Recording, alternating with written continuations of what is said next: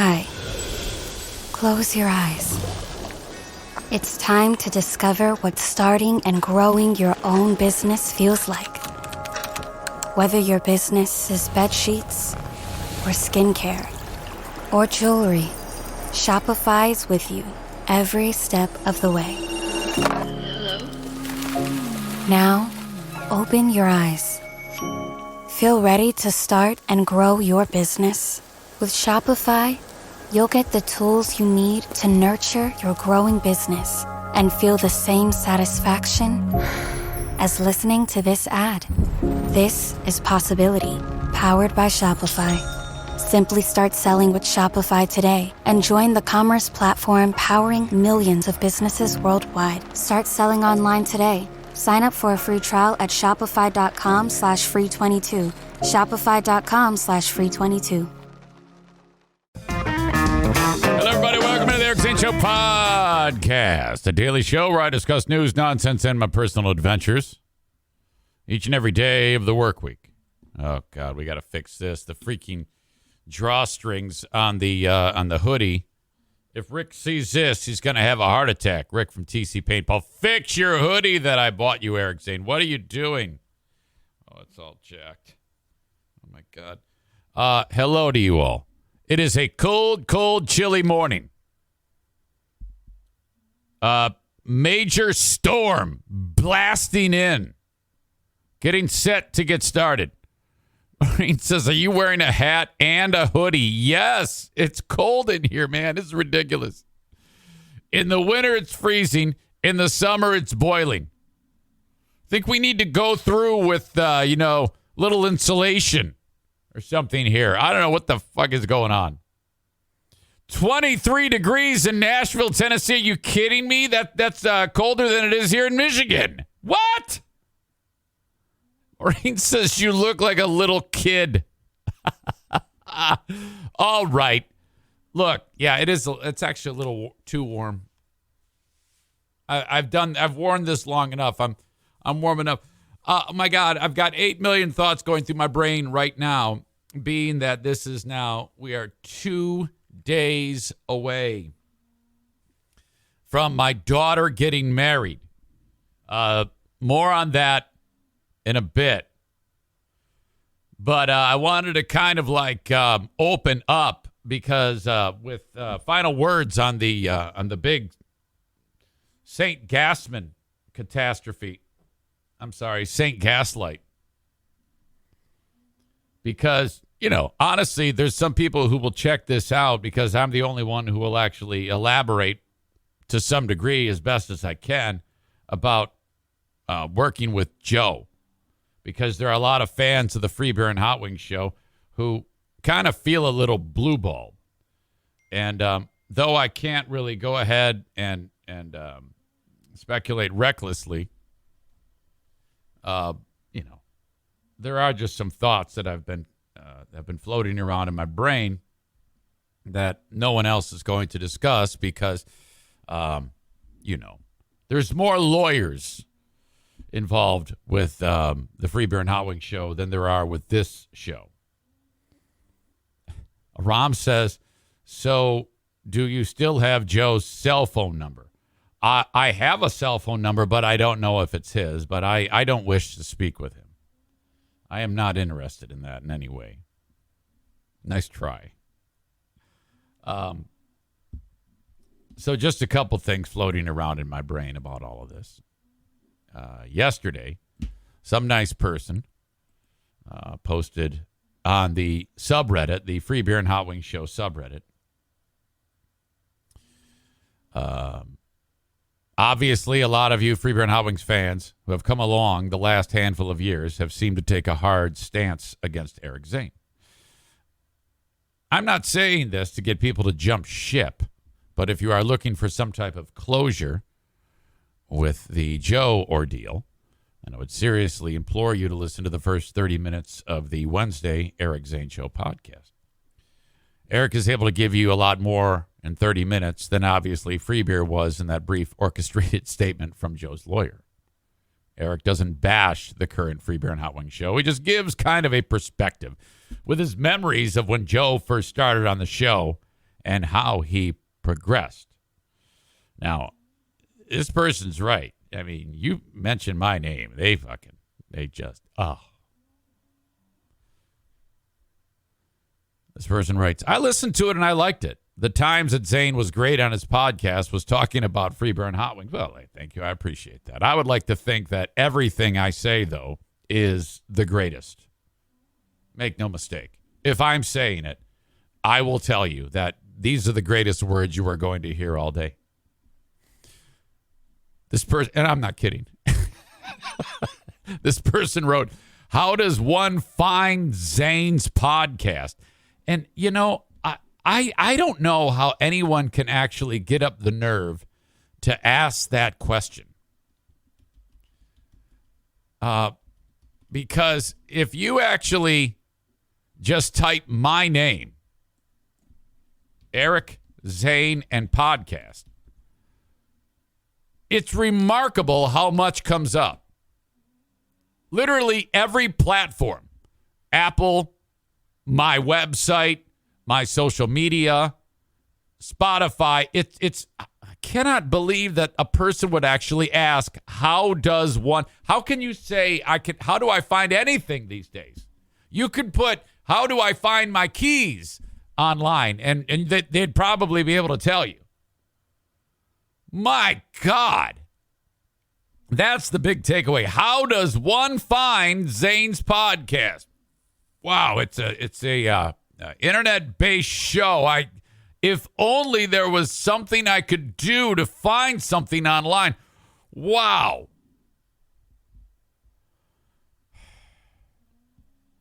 The original poster writes, pretty much on any podcast platform, you just search the Eric Zane Show podcast. You're way too polite. Like I said, the first 30 minutes of his latest podcast from today, Eric gives his reaction to the Joe resignation and then does a pretty good job of pulling everything full circle in regards to a few memories of when Joe first started with Free Burn Hot Wings. My God. I actually listened back to that, which is a rarity. I don't like to listen to this shit. Yeah, that was quite incredible. Let me just tell you that though I have a massive chip on my shoulder, in particular with Greg, I really don't hold any resentment to Hot Wings. He might hold it to me. Greg and I, not kidding you, there was a little bit of me, because I'm human. When I see that he is going through some degree of struggle, I am so not over it that I'm like, yes. But then, like, the other side of me is like, you can't do that. You can't do that. That's how fucked up this is. This is so not finished. Okay? Like, someone asked me the question, are you happy that this happened? Small picture, yes. Yes. For that reason, and because this had to happen. And I really wish I could elaborate more on that. But I cannot. Big picture, no. Because I'm not happy this happened because of there allegedly are circumstances that happened before it that a lot of people were hurting. And in honesty, I'm sure Joe is hurting right now too. More on Joe in a second. The show suffers a setback. Will they be able to recover? Absolutely. I see on the subreddit a lot of people like, that's it. I'm out. I'm not listening anymore. Yes, you will. If you do go away for any amount of time, you will be back. There are plenty of things on that show, many layers to it that make it something that you would enjoy. I feel that. I think the great majority of people. I seriously doubt that there'll be a a unbelievable mass exodus. I may be wrong on that, but I honestly feel like it'll be fine. On a personal note,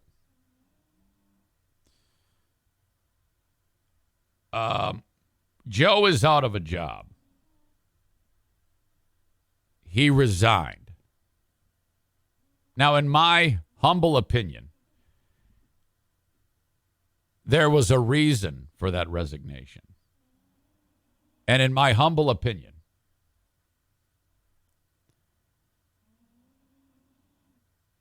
some things in his life that have kind of dug their claws into him affected this moment, made this moment a reality. And from the standpoint of human being and a drunk, in my opinion, me, I'm the drunk. I am very suspicious about the level of honesty for just basic things with our pal Joe. And I think that if he is able to fix his life, it would require some serious soul searching, in my opinion. I don't know what. I'm under the impression that something is going on there that is causing this tailspin, and that's different than the person that I met, who I adored. When Joe first started, the laughy, happy, giggly, jovial person that made me very, very happy and made me smile. I can only question and wonder if that person is still in there to some degree. I haven't had a intimate relationship with Joe, so I mean, I only know one portion of him, and I sincerely hope that he's able to find some peace at the end of the day.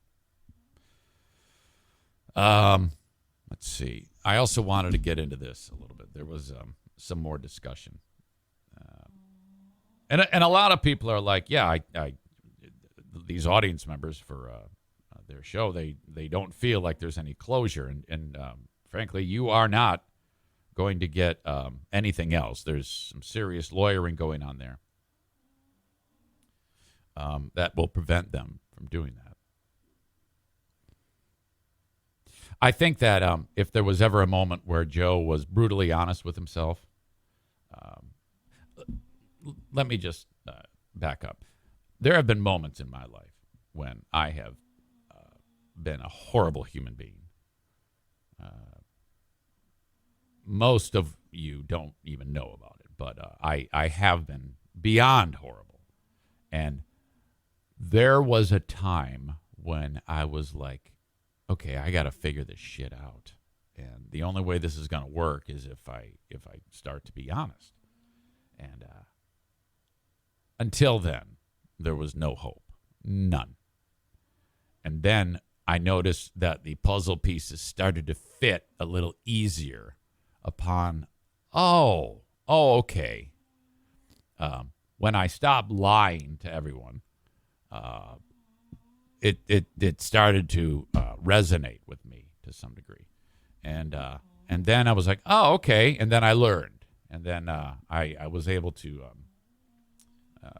focus on the important things to be able to be successful at, things like marriage and family. You know what I mean? And I think that that's key with anyone who has added many, many layers to their life that make things remarkably complex. Let's see. This looks long-winded.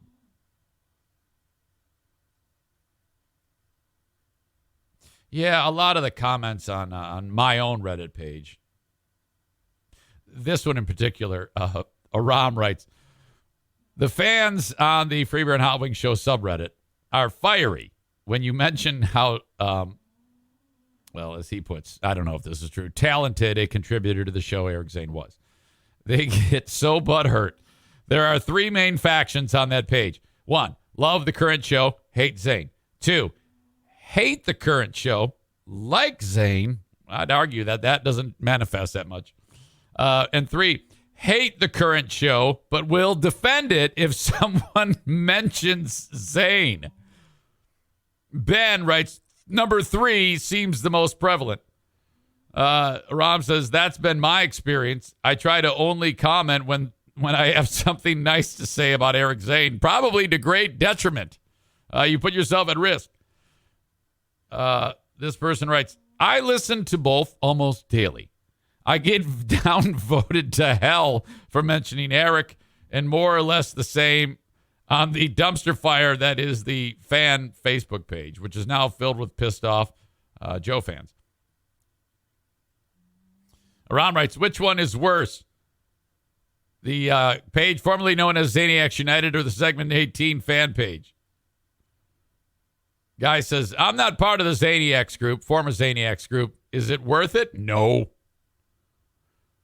The Facebook group, Segment 18, is 10% decent content, 90% people who want to gossip about what they think happens behind closed doors. Yeah, you got to keep that active. Whoever runs that Facebook page, you got to let that gossip fly. That's what people are here for. You know? Let's put it this way. When it comes to the gossip, if baby Jesus and Allah did a talk show, all right? Let's say they came down here. Baby Jesus and Allah. Jesus goes, Allah, what's up? Allah says, baby Jesus, hit it. High five. Let's sit down and discuss the world. Okay, sounds good. They sit down. Buddha walks in as the guest star, and they start talking. And then John Lennon is the musical performer. If that happens and it's live streamed, no one's even going to watch the performance. They're going to read the comments.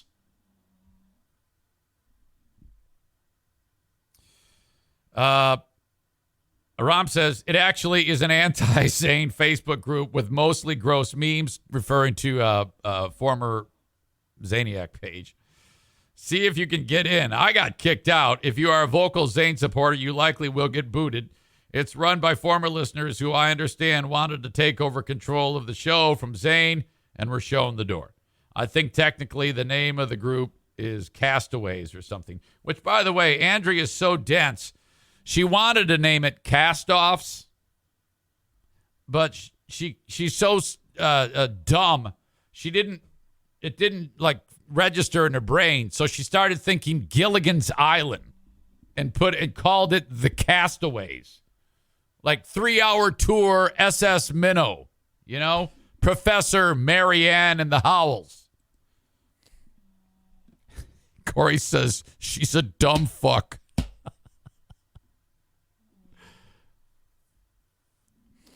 Kenny says Aram is spot on. He's a smart motherfucker. Oh, my God. Ryan says, for what it's worth, I think you're a tremendous content driver. Well, thank you, Ryan. I appreciate that. It's what makes your show so interesting. Sure, the Freeburn Outwing Show commentary at times is entertaining. But the rest is gold, my man. Referring to my show? Oh, that's high praise. I appreciate that.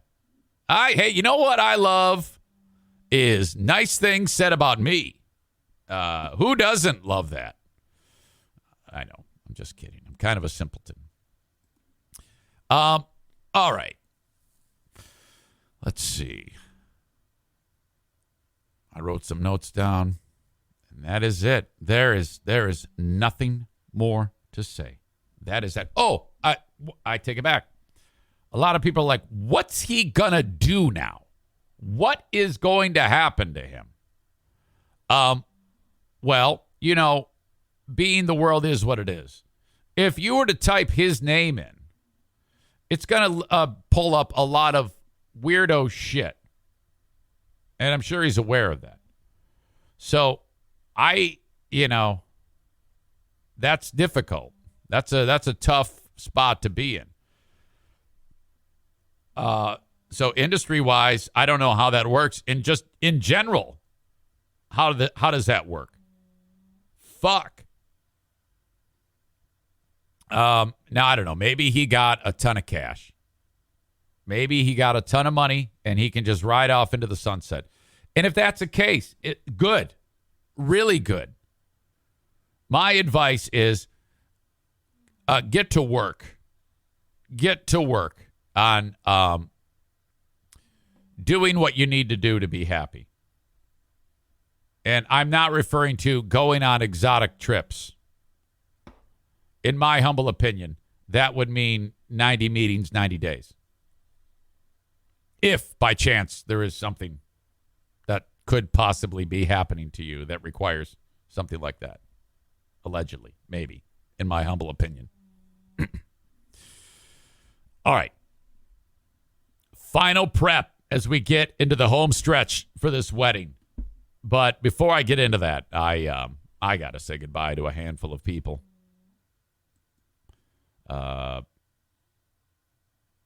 If you are enjoying the show on Facebook, Twitter, and YouTube, I got to kick you out. Go to twitch.tv/Eric Zane Live and watch the show, the rest of it on Twitch. If you're one of those, I got to get it as it happens because it starts every day at 8 a.m. Eastern time and goes till 10. So sign up on Twitch. It's free. Twitch.tv/Eric Zane Live. Follow the page. Give yourself a little username so you can comment.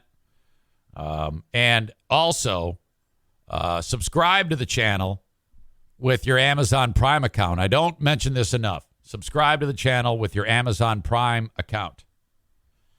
And then you can get the show commercial free as it happens live. Otherwise, download the audio wherever you download podcasts. I make it available on all the platforms. After the live show is done, I upload the audio. It's available shortly after Spotify, Apple Podcasts, all of them. Okay? Very, very simple to find this. Don't ask on a message board, how do I find the Eric Zane? Come on, man. Jesus. So there you go. Thank you so much to all of you if you did get this portion of the show on Facebook, YouTube, and Twitter. Twitch and Facebook. Brought to you by Irvine's Auto Repair, Grand Rapids Hybrid, and EV. Twitter brought to you by Blue Frost IT. And YouTube brought to you by Frank Fuss, My Policy Shop Insurance. Help you out with getting insurance in the marketplace. If you ever want to say hello to me with a personalized email, just send me an email, eric@ericzaneshow.com, on the Shoreliners Striping inbox. Thank you so much. What the fuck was I going to say? Something else just popped into my brain. Oh, never mind. Yeah, so yesterday I got done with the podcast. It was a little shorter than I wanted it to be because I had that hockey game, and I talked about this on yesterday's Patreon. Off I went.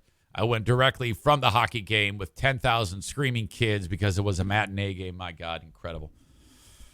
Went across town, picked up the tux. 2 tuxes. Jim's tux, my tux. Try the tux on. Looks fantastic. They did a great job. What is the name of that place? I recommend them. This is a freebie. Bridal Elegance on the east side of Grand Rapids. They were very, very professional. Everything was great. Bring Jim's tux home. Jim comes over to pick up the tux. I go try on the tux. He goes, I gotta go. I'm in a rush. I go, you're always in a rush, but you're gonna hate yourself if you don't try on that tux. Because if wedding day comes around and you put on that tux and the pants are 3 inches too short and you look like a fucking hipster asshole, you're gonna be pissed. So try on the tux. Tries on the tux. Good. It's all coming together. Then I get a notification from the Men's Warehouse. It's Gary. Gary says the jacket is done. I got to get the NFK, drive over to see Gary again. NFK tries on the jacket, get the fuck out of there. On the way home, Stop by the cleaners to pick up the pants after those true American heroes at Jennison Cleaners. Go see those folks. They're amazing. Cleaned out the shit out of the pants that had been soiled by the NFK when he tried them on at the Men's Warehouse. Just in case you were not here for that story, yes, go back to Monday. But essentially what happened, Monday has more amazingly funny, gory details. But essentially, getting fitted for a suit, puts on the pants, comes out of the fitting room, and sometime where he came out of the fitting room to when he took off the pants, he took a shit in the pants. I am not kidding you. Give the pants to Gary. Gary gives them to the tailor. The tailor tailors the pants, but before looks in the pants, goes, oh my God, there's shit in the pants. I'm sitting right here. I get a fucking call from Gary. It says the tailor tailored shit-filled pants. Put on gloves, took scissors, and cut through shit to tailor the pants, Eric. He actually said, Eric, brother-in-law had an accident. There's poop in the pants. His words. What? Huh? Immediately took him to the cleaners. Explained it to the cleaners. They're like, you son of a bitch. Got to pick up the pants. Tonight, rehearsal dinner. Friday, wrap my mind around this. Saturday, wedding day. There is snow, big snow coming. This is a catastrophe. And Diana, she goes, I'm so stressed about this. So I had to give her the old, I go, what are you worried about? And she explains, I go, well, it hasn't happened yet, has it? No. I go, well, isn't this what you tell me before I started being medicated on very powerful antipsychotic medication, that when I would sit there huddled in a corner in a fetal position and you'd stroke my little head and say, it's okay, you can't predict the future. Isn't that what you told me? Did you do that? Yes. What type of effect did it have on me? It helped you. I go, yeah, of course, because you're right. I can't predict. I don't know what's going to happen anywhere, anytime. So don't worry about things that haven't yet happened. So I go, I don't see any snow out there. I don't see any. I didn't hear about any plane cancellations. Have you? No. I go, well, don't worry about it. If it's to be, it's to be. There is literally nothing you can do. Seriously, we cannot worry about this. It will all work out somehow, some way. And if it doesn't, let's just say, all right, I'll engage you in some way with you. Let's say all those people, their flights get canceled. People can't show up because of the weather. Bright side, that means prudent decisions were made to keep them safe. Okay? They live to celebrate another day. And you know what? The sun is going to rise. She's getting married. That's it. That's the day. You know? That's the way it goes. Now, I did not say, maybe she should have thought of that before she scheduled a fucking Michigan cold weather wedding. I didn't go there, though. I wouldn't do that. Of course, she's probably going to hear this. So, that's kind of weird.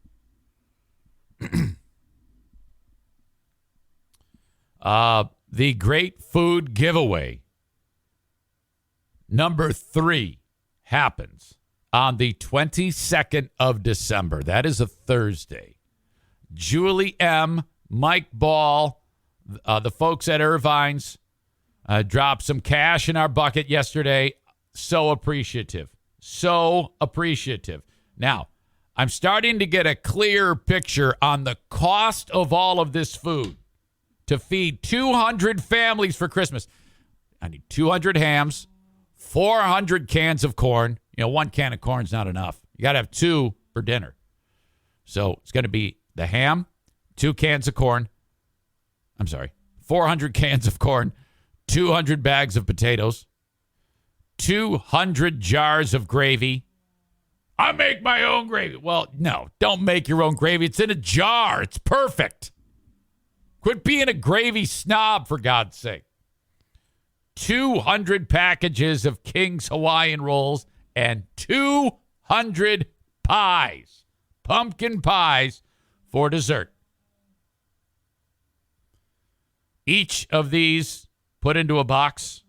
People pull up. We tell them we love them. Happy holidays. Put the food in the back and off they go. I'm pretty confident my friends from the Grand Rapids Pit Bull Alliance will love to be part of this again. They have an unbelievable group of volunteers that make life easier for pets and pet owners with free food and for cats and dogs and stuff like that. So, and that's it. We just hang out. We have cocoa. We, just have a great... Sarah Rook Roosh screams at people. We get to see Saul's furry ass. Oh, my God. Absolutely fantastic. I would guess that the cost of this is going to be $3,000 to $4,000. Cost of a Thanksgiving meal has gone up 20% this year because of this inflation thing. And everybody's blaming Joe Biden, which that is not true. It's easy to throw Joe Biden under the bus, but it's a pandemic. Pandemic caused all of this shit. People forget that. Anyway, so I just reached out to Joshua R. over at Meijer in Jenison, and I go, how much is this all going to cost for all this food? And he goes, all right, the only thing I'm not sure of right this second is the cost of the hams, Eric Zane, but I will have a dollar amount for you. And I remember correctly, I think it was, we paid close to $2,000 last year. So, yeah, I'm thinking it's going to be north of $4,000. So, what I'm telling you is this. If you are listening or watching the live stream right now, there you go. Venmo, PayPal. Not the classiest way to do it, being that I'm basically asking you to funnel money to me. But all of this money is piling up in the account, and I will, of course, keep you abreast of everything. Right now, I have $700 in the Venmo. I'm sorry, $300 in the Venmo. And in the PayPal, north of $700. Some of the ones on PayPal, like if you send it via PayPal, PayPal takes some money out of it. So, like, if someone gives $500, it shows up as like $490, and I wasn't aware of that. I don't know if there's a way around that. Maybe if you send it to me as like a friend, that might work out. But otherwise, Venmo does not. So PayPal, they take some money out. Chris K, thank you. I appreciate that. Amy, thank you very much. So I take it back. So I had north of $700 on PayPal, not counting the $500 from Irvine's.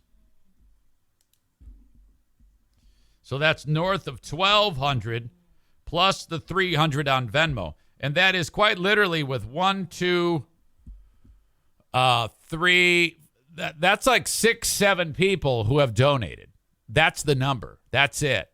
So where we're really going to be able to kick ass, because if you do want to drop a ton of cash in this, I realize that's a little funky for me to say, yeah, go ahead and drop a bunch of cash in it. It's not what do you call it? 50. What do you say? 501c3. It's not this is not a tax deductible donation by any stretch of the imagination. But I'm being very upfront with you, as I have in the first couple of years, and then take all of that money, and then I'll actually take screenshots of what Venmo looks like the actual dollar amount in there. And then we'll go ahead and post that along with the actual dollar amount spent on the food. Any extra cash left over gets funneled over to Kids Food Basket, in West Michigan, which, even more than just West Michigan, which it also feeds school kids. And then there's the business sponsor-on-sponsor crime moment from Irvine's. They have challenged this. If you are listening to the show and you sponsor the show, Jamie from Irvine's has said, we have a $500 donation, and we are challenging any other sponsors to get in on this, to be part of the army of sponsors. So she's looking at anybody who's actually hearing my words as I speak them to get involved. So thank you very much. So keep it pouring in. And what, like I was getting to the point of 5, 10, 15, 20 bucks. If those types of donations, if they show up in mass, that's really going to push this out into the outer reaches of the atmosphere so that we buy a ton of food, as much as we possibly can, that 200 families get fed, which is double the amount from last year. I have a big goal. We have a big goal. And then extra cash sent off to Kids Food Basket.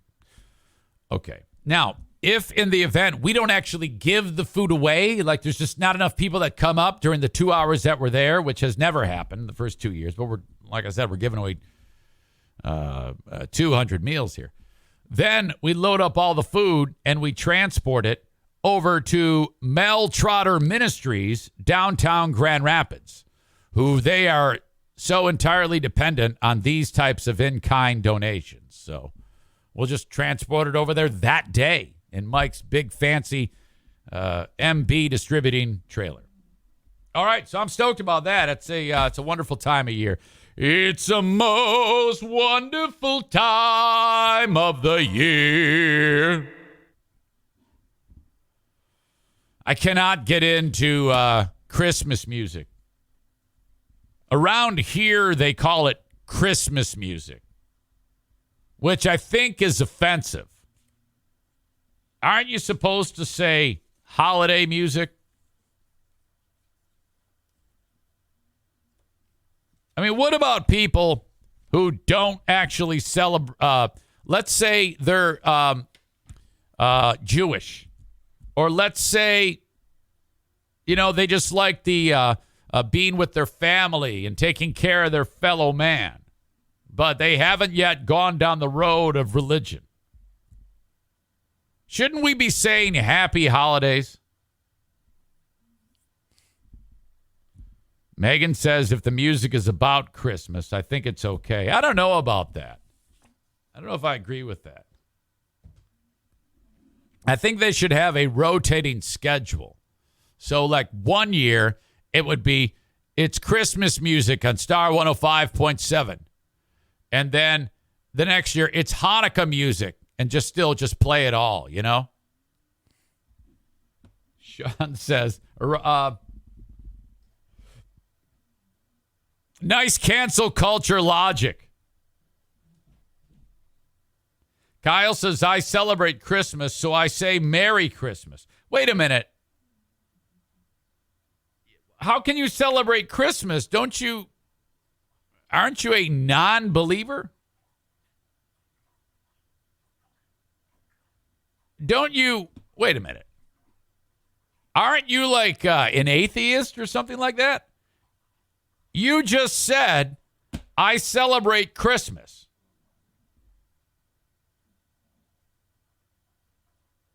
That's weird. I think, you know what I think, Kyle? I think that you're on the verge of committing to Christianity. That's what I think is going to happen. I think you're going to be one of these guys who later in life, you're going to have baby Jesus is going to say, all right, just like fucking Jake from the Blues Brothers, yes, I have seen the light. And you're going to become a born-again Christian. That's what's going to happen to you. The thing is, though, when that happens to people, when a person like in their 40s becomes a born-again Christian, they become annoying as fuck.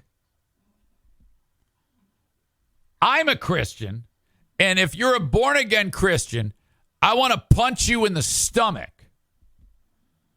You know? Because, you see, born-again Christians are always trying to make up for lost time. They've spent the first 40 years of their life not being a Christian. So then when they finally commit, they're just, everything they say and do, they're like, praise Jesus. And I'm like, what the fuck? Huh? You just tied your shoes. Jesus is up there and he's saying, yeah, you know what, man? You don't need to praise me because you tied your shoes. Praise me when a miracle happens.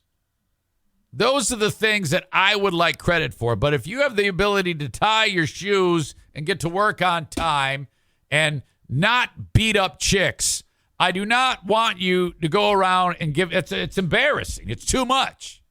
I'm sitting here hanging out with the apostles doing my thing, and I'm getting all these blessings. And like, here's another praise for you, Jesus. And he's like, God, fucking Kyle tied his shoes. Shut up. Yeah, I get it. So ultimately, if you do, and you will, probably when you're like 70 years old, you're going to become a born-again Christian. You know, just keep your mouth shut. Just keep it to yourself. You don't need to go around telling everybody that you're born again and all that shit. Low key. With Black Friday savings at the Home Depot, you'll find top brand kitchen appliances with innovative features that can do more, so your holidays can be more. Ovens with built-in air fryers for baking the perfect cookies. Dishwashers with smart tech to clean everything from bakeware to festive mugs. And high-capacity refrigerators to keep leftovers fresh. Shop Black Friday savings and get up to 30% off, plus instantly save up to $750 on select GE kitchen packages at the Home Depot. How doers get more done. Offer valid November 2nd through November 30th. U.S. only. See store or online for details. Black Friday deals. The gifts are unreal. Shop JCPenney for thousands of deals so low, no coupons needed. This weekend, save up to 50% on kitchen electrics from brands like Keurig and Cuisinart. Say yes, please, to diamonds and gemstones, now $19.99 each. And bundle up the fam and coats, starting at $14.99. We got your holiday. Black Friday deals. Shop, JCPenney. Offers valid on select items 11/18 through 11/20. Excluded from coupons. Exclusions apply. See store or jcp.com for details. All right. I have a Patreon show happening a little bit later on today. I post 11 different shows every week on the Patreon. 5 Patreon bonus podcasts Monday through Friday when this show gets done. 2 Lost Zane recordings episodes from the old radio days. Smarter Than a Former Drug Dealer Trivia, which I'm doing that today as opposed to 2 days ago on Tuesday. Also, I post the Insane Asylum, my 2-hour music-driven radio show on Northern Michigan's Q100. I give it to you without commercial interruption before it even airs. Not that you'd listen to it. And then, of course, the Ben and Eric Patreon podcast. We're taking care of that on Friday, tomorrow evening. You can be in the live audience for that on Zoom. That's all part of the Patreon. And then the newest edition, Who Are These Zanes, where Ben and I record a show where we review my old radio broadcasts on different radio stations and just have a hell of a time cringing and laughing at the shit show that is your old pal, Eric Zane.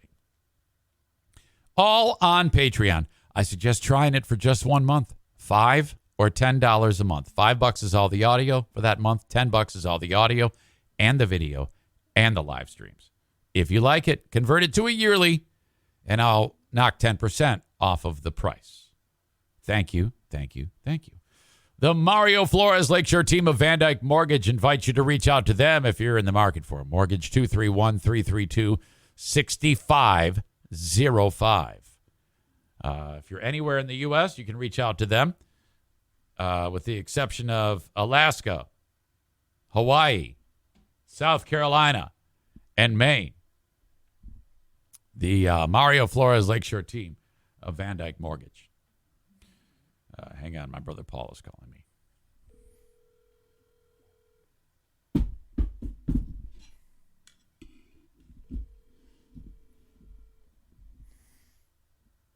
Push-Up Paul. Eric. Hey, I'm podcasting, but go ahead. To erase and re-record, press 3 What to the continue hell? recording where you left off. Hold on. See, Yeah. I got your Yeah. answer machine. Yeah, that's okay. Let me try that again. Ah, shit. What the fuck? The hell was that? I could hear him leaving a message on my thing. All right. All idiot. right. Yeah. Hey, what's going on? How are you? Hey, Eric, I can't make it this weekend, man. Yeah, I expected this for the audience. This is on the show, by the way. Well, Hang on. Yeah. So anyway, ladies and gentlemen, Paul, he doesn't do driving in the snow, and I certainly can understand that. So yeah, yay, man. You know what? I expected that. We've got a winter storm hitting here. Yeah, big winter storm, not no sissy. No. Kind of. No, this is I've been wrapping my brain around this since I saw that the snow was coming. What about if I came and got you? No? You're not gonna come and get me. Yes, I can. No. You are refusing. You're saying no. I can't do it, dude. Okay. I'm not gonna. What? Well, you could sit in the back and drink. I was gonna drink anyways. That's. In Okay. fact, maybe I will if I drink. You probably drive better. But Wally is gonna go with Jimmy and Jimmy and Sandy. Uh-huh. I didn't know that he's like totally blind. Oh yeah, Wally, my mom's husband. Yes. Yeah, because he had me give him a hotel room. Originally, I was taking him home, and he forgot to tell me that he can't stay by himself in a hotel room. Yeah. I'm like, well, why the fuck didn't you tell me that? Right. Yeah. Oh boy. Well. So we had 2 rooms reserved right there near the place, and I canceled them. And Jimmy's going to bring Wally, and they're going to stay a couple nights to avoid the storm, I guess. Uh-huh. They're renting a house or something. Yeah. Okay. And so that's how he's going to get around, I guess, driving in the shit. Yeah.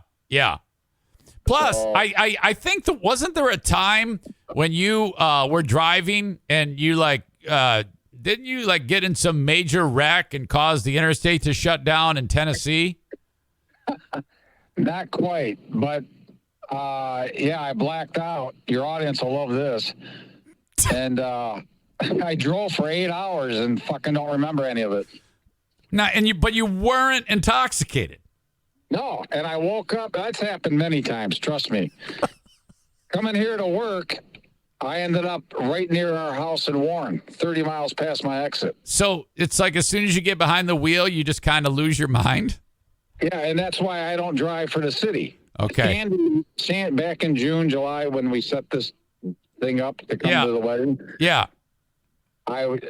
Sandy wanted to know if I could take Wally and all this stuff, and I said, yeah, but if it snows, I'm not doing it. No. And that was 6 months ago that I said that. So she says, but Paul, I'm going to call you out on the fact that you're a professional driver. You drive for a city government. I said, no, I don't, Sandy. I do the sidewalk because I can't fucking drive. Oh my God. Yeah. That sounds awkward to me to actually have that conversation. Well, she being a good sister-in-law, she could point out the pimples on your face, and she thought I was just trying to get out of the fact I didn't want to go to Grand Rapids, and I didn't want to take Wally. So then I explained to her all these things. Okay, so basically she meant well.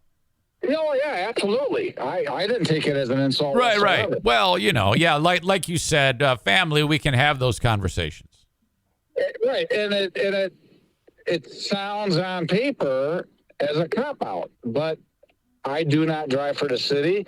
In fact, when I have to work, being in my contract, I have to show up for emergency situations for the city.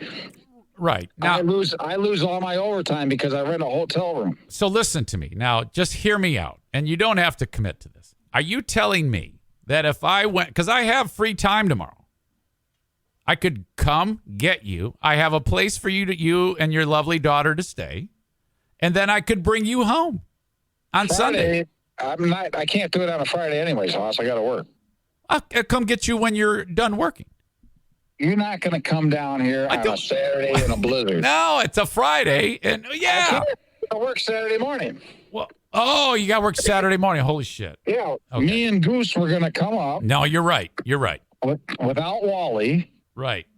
We're going to go right to the wedding. We'd be there by the 4 o'clock or whatever time it is. Hey. We have our hotel room. We had our hotel room. After the wedding, I'm taking Wally. We were going to go back to the hotel. Right. And then come home on Sunday. You realize there's an open bar. You're missing out. I'll walk. I'm leaving right now. All right. Well, I love you. I love you very much. And hey, so listen, before I forget, you have to text me Jackie's address and phone number, please. I want to tell her myself. I mean, I know you're going to tell her, but I want to talk to her. And then Goose and I will have to come, some weekend when there's a good weather forecast. And I know it's not the wedding, but we want to come over and say hi. Yeah. You're fine. You're fine. Okay. I will. I'll talk to you. I'll talk to you a little bit later on. All right. I love you. All right. Break a leg. Okay. See you. Bye. Comments. Stevie with the judgmental. Is he trying to get out? Is he trying to get out of the wedding due to weather? Tisk. Look, you can't do that. Why are you? What? Come on.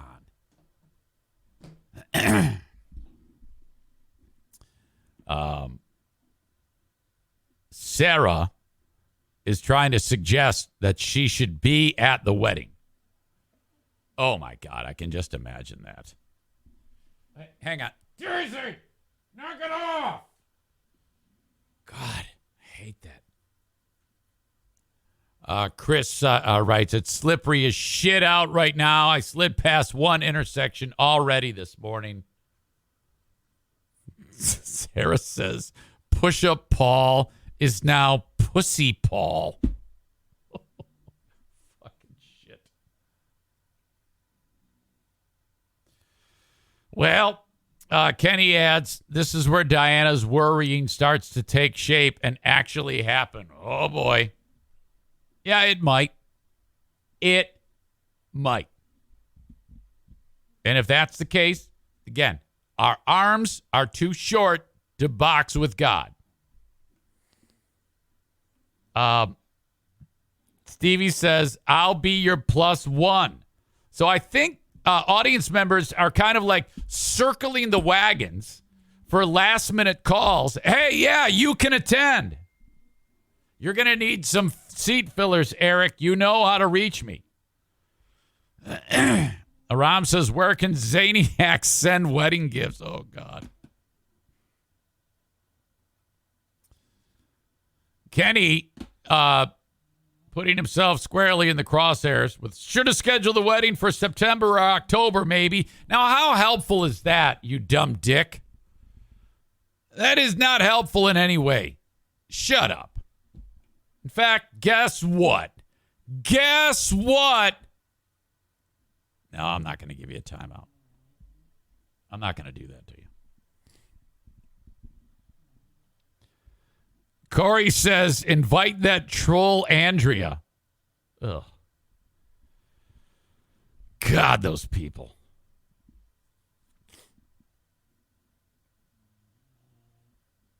Florida Man 814 says, yes, wanting me to ban Kenny. Kenny, shut up. I already covered this, and I don't care that you're saying it. You know why I don't care? He writes, snow is common there this time of year, is it not? That's all I'm saying. That's the problem. If you are saying it's always looked at with a raised eyebrow. I like how you're sitting there complaining about, oh, no, now here it comes. That's it. You know what? Aram gets away with saying more snarky shit now. Yeah, but I like him better than you. Okay, now you're asking for it. If I'm on a boat and it's sinking and I can only save one and Aram and Kenny are there, I'm pushing Kenny off of that fucking boat. All right. See, I'm kidding. I'm not even going to ban you because that crack was just too ridiculous. He gives me the finger. You're right. See, this is when I want to leave. Don't leave. Don't leave. It's okay. It's okay. Anyway, Ryan says, let's be honest. He wouldn't save anyone. You don't know that. All right. So it is kind of ugly. I feel bad that Paul can't be there and my niece, Alicia. But, folks, the Whalen Show, you have till tomorrow to buy tickets for that show for Black Friday, the day after Thanksgiving. Okay, I just posted a great interview with the guys. We talk about a lot of shit. Included in that, and this is on the, it's a video interview, but I'm going to post the audio to it a little later on. The story of how they became pals with Guy Fieri from the Food Network. And it's just a great, great story. I love this story, and I cannot wait for you to hear it. But Wayland, I got this a little wrong. When you buy tickets and send me proof that you bought tickets, you got to go to sectionlive.com. That's the intersection where the venue is. That's the venue where the show is happening. You buy those tickets. Send me proof that you purchased them, like a screenshot to Eric at ericzaneshow.com. And then I'm going to draw 3 winners of VIP, you and a guest. So 6 people. Now, VIP, it isn't so much sound check. It's a pre-show acoustic set of songs that they are not going to play in the full band concert. So Mitch and Phil, Barstools, acoustic in a small little portion of the intersection known as the Mint, which is an awesome place. Great acoustics. I've been there. It's awesome. I've seen Waylon there. They're going to be in the Mint part of the intersection performing a special VIP show for just a handful of people. So that is going to add to because sound check is boring. It's just basically making noise and making sure that the mics work. So it isn't a sound check. It's a VIP acoustic concert before the show. That's what you get. Plus you get to hang out with the band, pictures. It's true VIP. And all comes with the purchase of your ticket if you win. Now I'm going to draw tomorrow. Okay. So you have till tomorrow at 3 p.m. to send me your screenshot of your purchase to Eric at ericzaneshow.com. I'm not going to lie. The odds of winning are good. In fact, right now, I have sold 3 pair of tickets. So that's it. I right now have my 3, unless if someone else buys. Then I will have to have a drawing. But since I'm giving away 3, I already have 3. If no one else buys, those 3 are going. Adam was one. I think a Josh was another, and I just got another one just the other day. So there you go. I will let you know. I'll have that drawing at 3 p.m. Eastern tomorrow. So buy the tickets. They're only $15. Sectionlive.com. Black Friday show. I'll be there. Waylon. Chance to win VIP. Awesome. Great, great fun. Go see Waylon. Maureen, you can be our guest. I don't know if Linda's up for it. I was talking with Linda. She said she wants to relax and kind of lay low.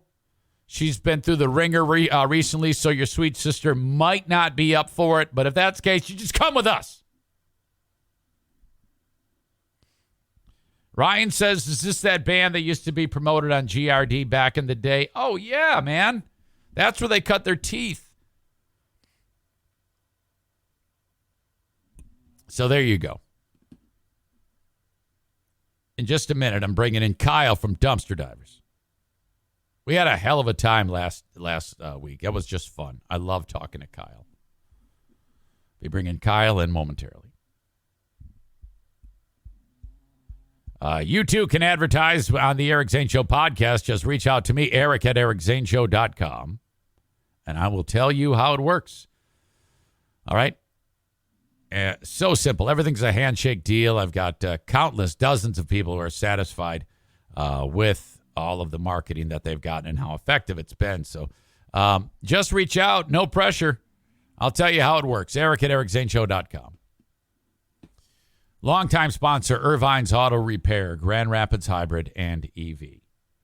Locally, lady, veteran-owned. So they live here. The big boss is Mom, Jamie. She's a veteran. Her husband is Eric. Okay, Jamie and Eric. Jamie owns 99.5%. She lets Eric have 0.5%. Eric fixes cars. Jamie you see her every day when you walk in there. Get a cup of coffee from the greatest coffee machine ever made. Megan, their daughter, is there. The eye candy, along with Bruce. Bruce is there making sure that you get entered into the system, telling you about your repairs, how much it's going to cost, shit like that.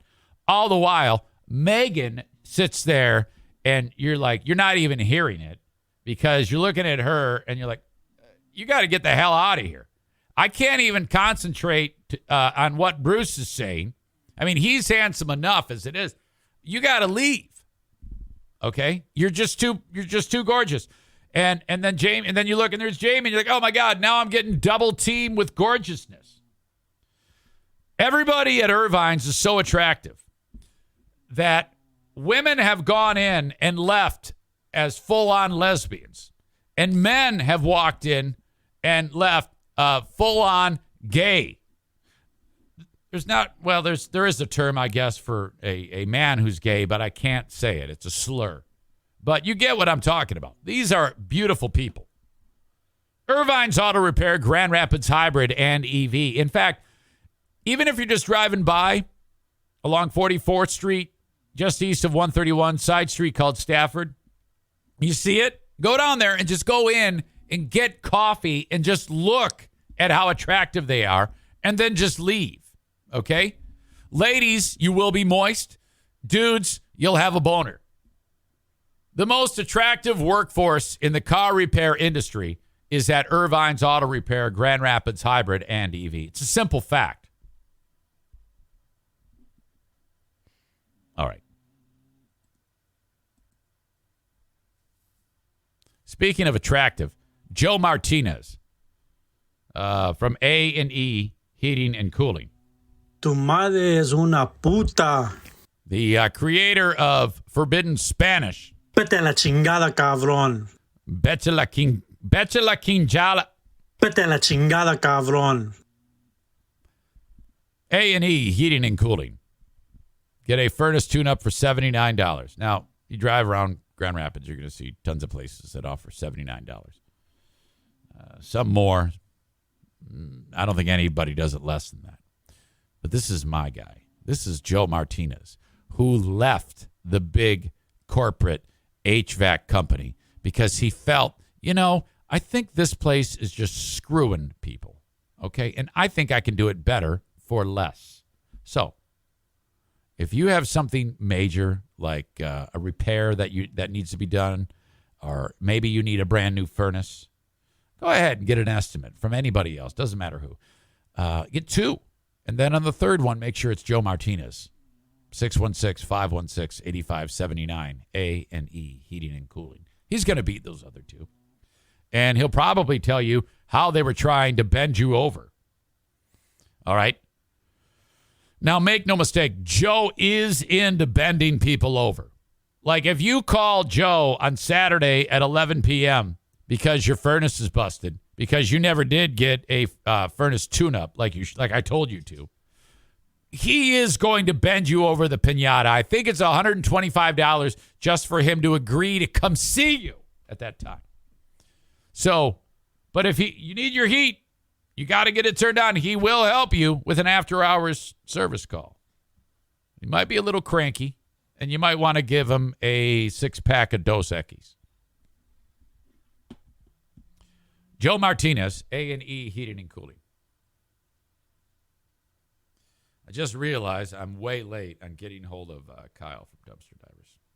So hope he's not too messed up. Eric Zane. Hey, Eric Zane. Hey, Eric Zane. What's up, Eric Zane? Hello, Eric Zane. Kyle, what's going on?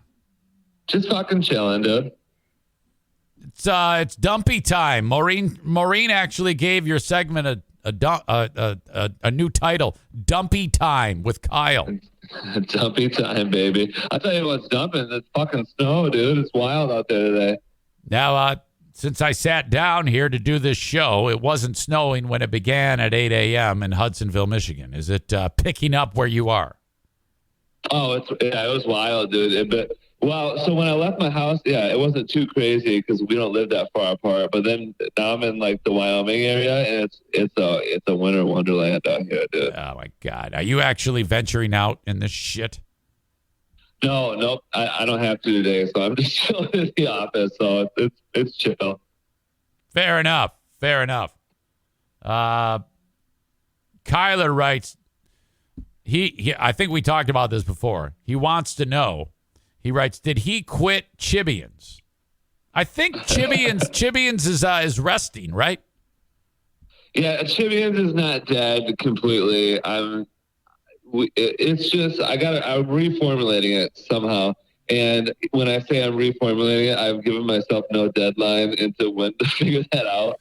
But Chibians is going to be fucking back at some point, dude. Here's the thing about doing any type of online content or spoken word or anything like that. Unforeseen problems manifest in a weird way that kind of mess with people. I've actually heard of this, and I've actually experienced that myself. Things that make you reassess. You know? Yeah. Oh, yeah. It's what it is. What can you do? Life's tricky, and you just fucking say, all right. Hey, yesterday or last week, the Lions got their second win in a row. Dan Campbell, Jared Goff. Now, these are people who on any given week, everyone can hate them. But for now, everybody seems to be back in love with them. Yeah, that was a weird game. Cause I felt better during the Packers game, which is wild. But like this game, I was just like, especially when it was 24-10, I was like, we're going to fucking lose to the fucking Bears, dude. And then, some good ass shit happened. Like we just took over and it was nice, dude. I was like, hell yes. Now I hadn't paid attention, but I found out just by accident. I didn't even want to know who they played this week, but they're in New York to take on the Giants, who are pretty damn good. Now, look, they have a first-year coach, and I'm so sick and tired of teams getting a first-year coach and they're suddenly great.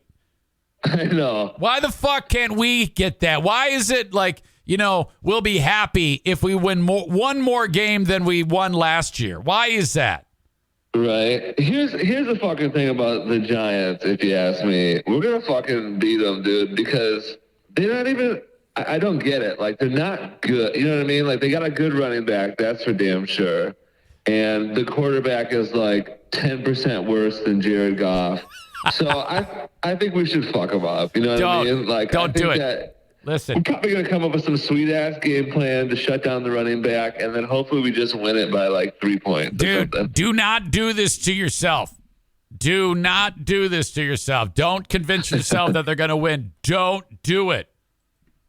Dude, imagine, though, dude, we're right back. We're already kind of, right back in the playoff race, which is wild. Fuck. When you're fucking 3-6. Yeah, I don't want to hear about it. We might do it, dude. I don't want to hear about it. Okay, so what's on your mind today? We talked frogs last week. What else did we talk? We talked frogs. Shit, that was part of it. That was excellent. Seeing that fucking frog. I loved it.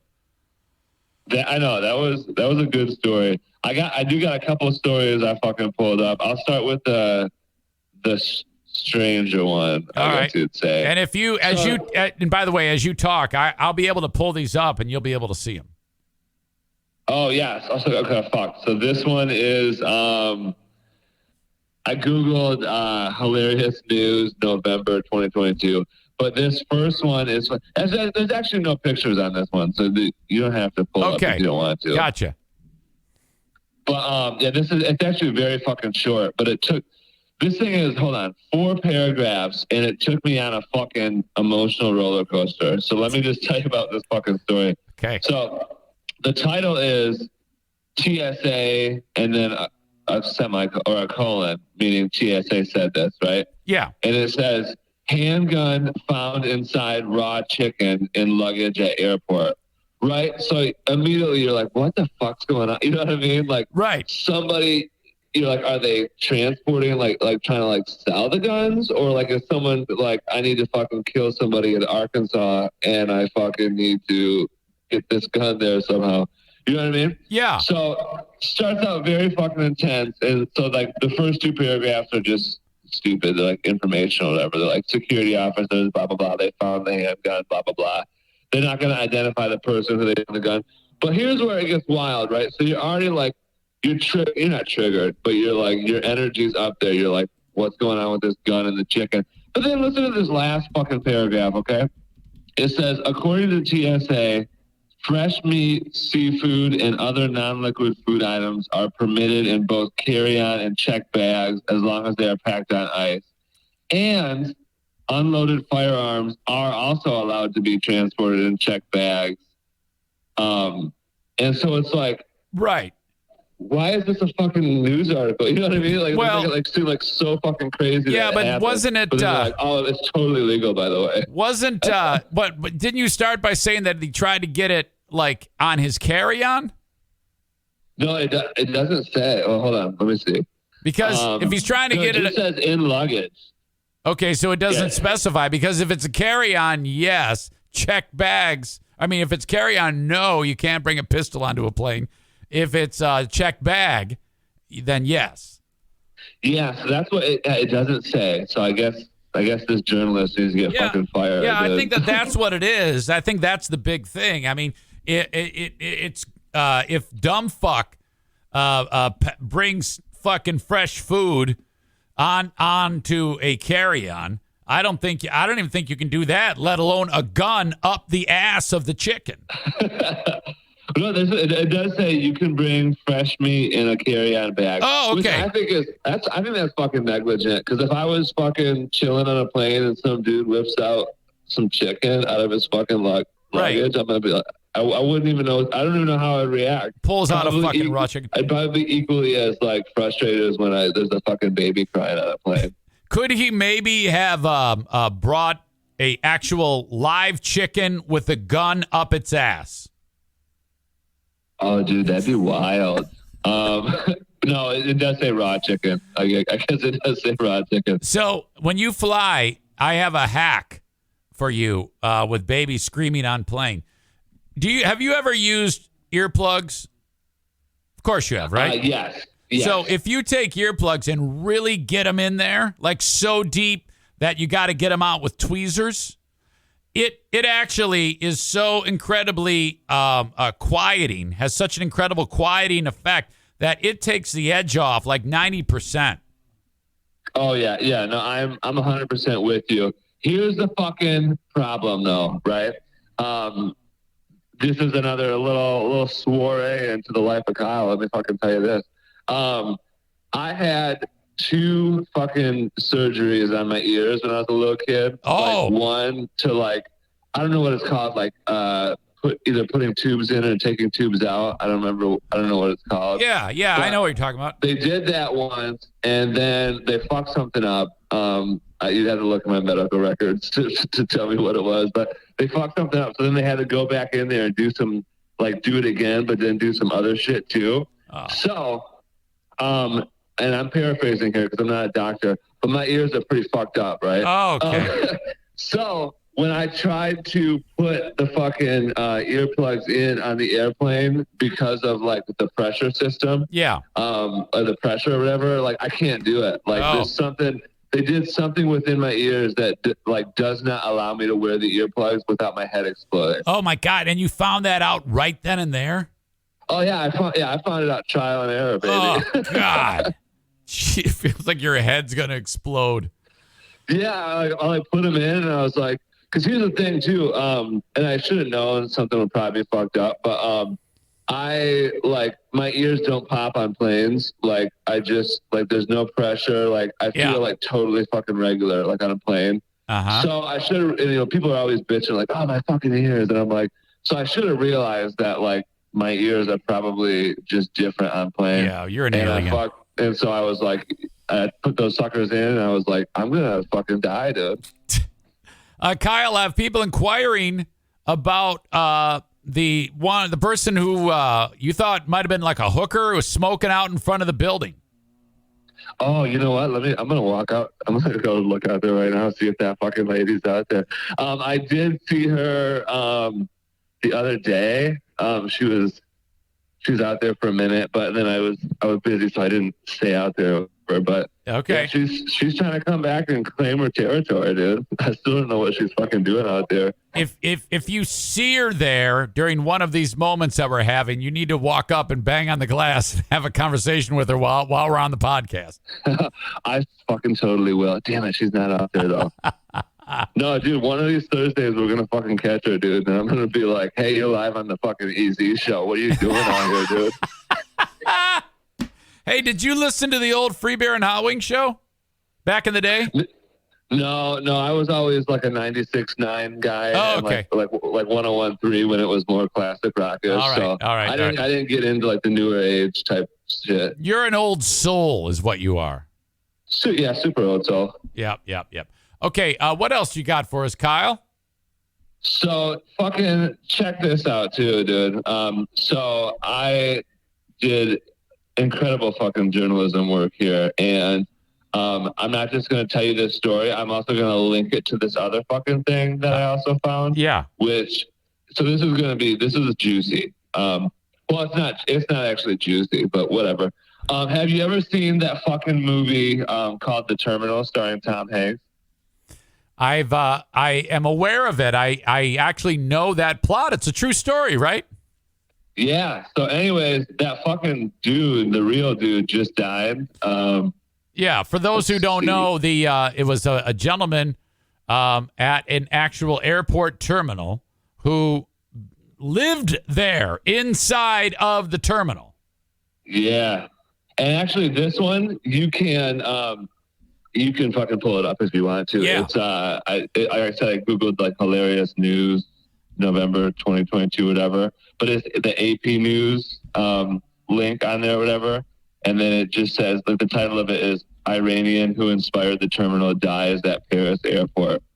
But anyways, you can pull it up because there's a fucking picture of him like sitting in his little home. I guess he's like, I don't know, it's in a hallway at the fucking airport, but he's got shitloads of bags and like a shopping cart and like a little couch that he fucking is living on. I see it, and I'm going to share it with the audience. And I guess my question is, how the fuck did this even happen? Yeah. So let me scroll down here. So what happened was, okay, so he lived in the airport from 1988 until 2006. 88. This is where it gets juicy, right? So first was because of legal limbo, because he lacked residency papers, which I'll get into in a second here. But then later, he just fucking lived there because he wanted to, and nobody would kick him out because he was fucking chilling. Oh. But so anyways, it says he was born in Iran. Then he went to study in England in 1974 when he was 29. Then when he came back to fucking Iran, he got imprisoned because he was protesting the government or whatever. Okay. So they expelled him without a passport. So he was like down shit's creek on that one. So then he applied for political asylum in several countries, it says. And then Belgium gave him some refugee credentials. But then when he was in Paris at a train station, somebody stole his briefcase. Good. So then he got fucking arrested by the cops, but they couldn't deport him anywhere because he didn't have any fucking, like, he was just a dude, and this is the 80s, so, like, you know, you didn't have, like, phones and, like, an identity online or whatever. So anyways, they were like, we don't know what to fucking do with this guy. So they just sent him to the airport, and then he just stayed there. Dude. Yeah, I have never understood this. I don't get how this was allowed. And so many questions, like, what if he, gets horny and just starts jacking off right there? Straight up. I know there's this one, let me find it. This one paragraph, you listen to this, and of course they're French, and this was 1999 when he said it, so different times, but he goes, eventually I will leave the airport, he told the Associated Press in 99, while he's smoking a fucking pipe in the middle of the airport. Yeah, I see it. On his bench that he's fucking living on. He's just smoking a pipe. He just owns the fucking place, Hey, dude. fuck this guy. He probably beat it quite a bit, I would say. This is a goddamn place of business. You can't just go and live there, this fucking motherfucker. Fuck him. Oh, my God. So get this. This is where the juice starts to thicken, or the cup starts to fill up, or whatever you want to say. So then he finally got his fucking papers, right? Yeah. And he was like surprised, obviously because it had been years or whatever at this point. But then he didn't leave the fucking airport. And these people, so he goes, those who befriended him in the airport said the years of living in the windowless space took a toll on his mental state.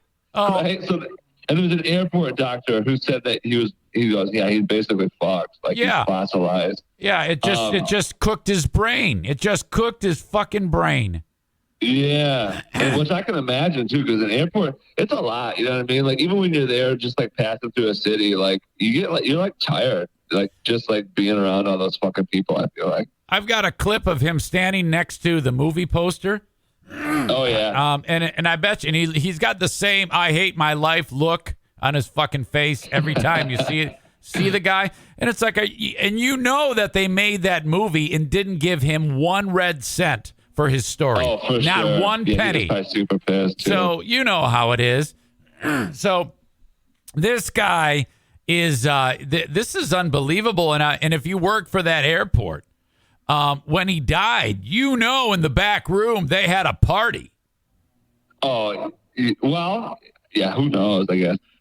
Yeah, French people are kind of assholes, aren't they? Well, I mean, because now the fucking smelly ass guy who washes his asshole and balls in the sink of the fucking. Can you imagine? You've had a long day of travel. You walk into the bathroom and this guy's got his cock in the sink because washing shit up because he has no place to do it. He's at the goddamn airport washing his cock in the sink. His cock in the sink. Yeah, hell yeah, dude. But no, get this, right? So he fucking, eventually he left. He refused to sign the papers, but then he fucking had to leave in 2006, right? So 18 years later, yeah, they finally kicked his ass out of there. Then he lived in a shelter, but then get this, it's about to thicken again.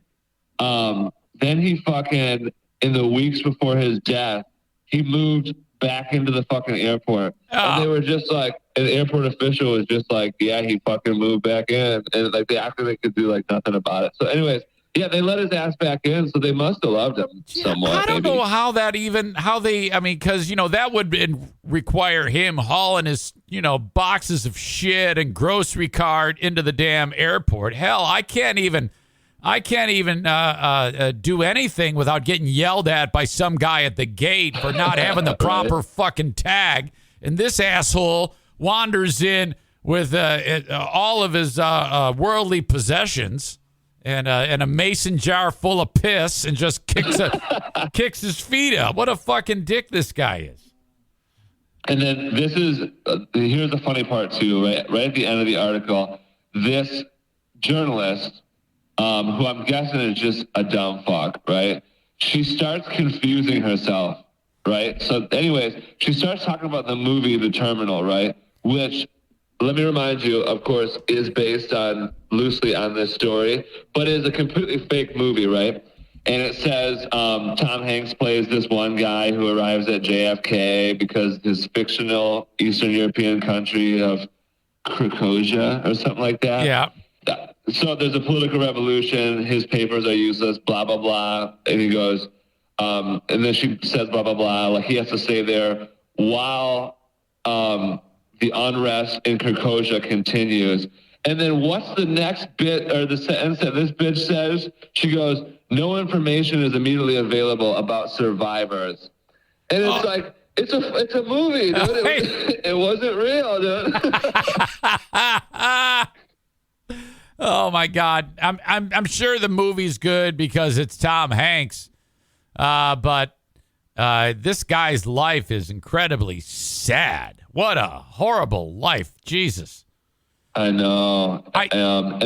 Anyway, so then get this. This is where my journalistic work comes into play, right? So I started clicking around on that fucking article.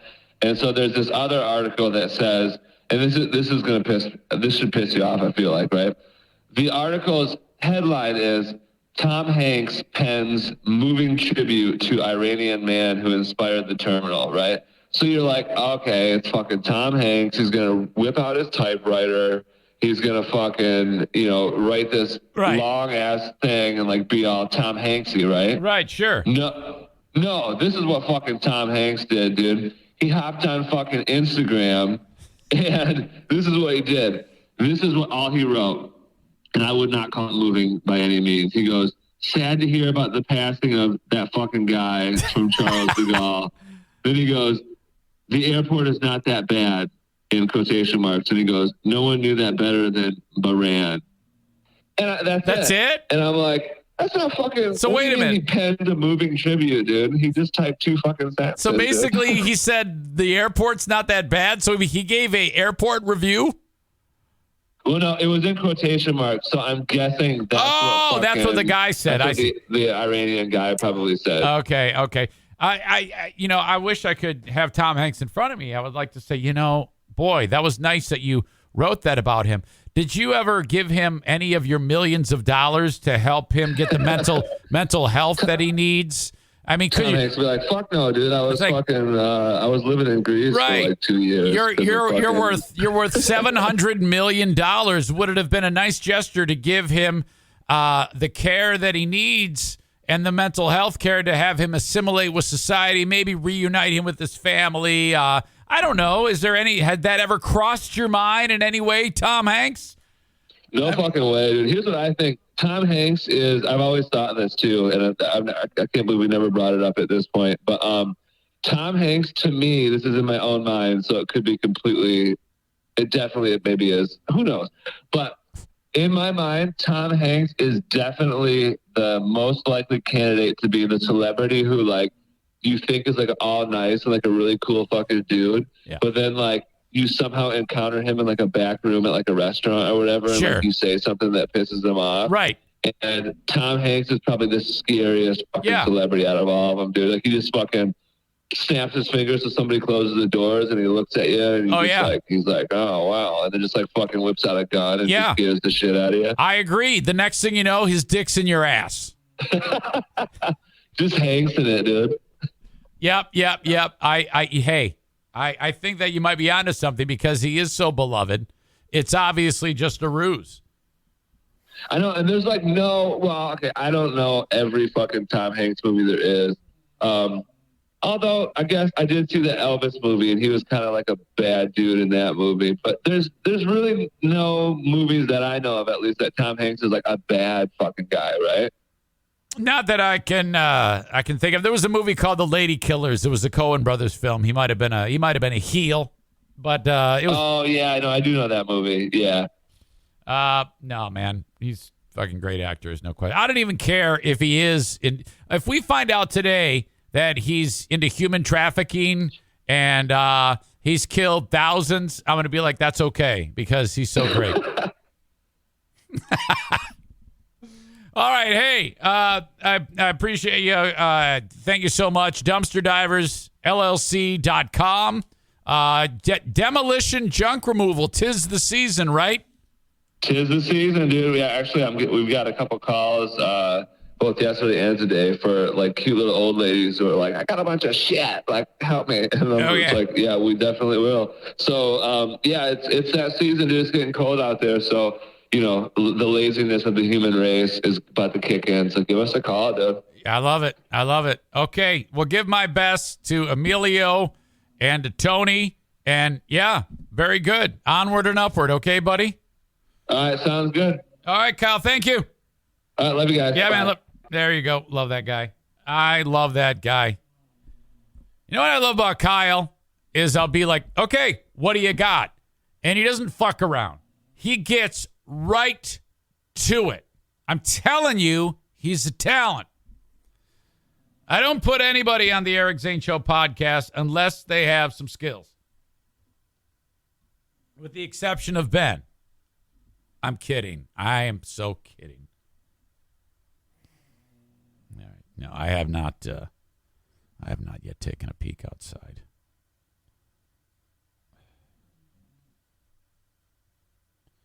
I feel bad. I feel a little bad that some people. But you know what? There's nothing we can do about this wedding thing. You cannot control the weather. Paul does not travel in dicey weather. That's just the way it goes. And we'll figure it out. It's going to be okay. That's what I have to keep reminding these people. It's all right. We can't control the weather.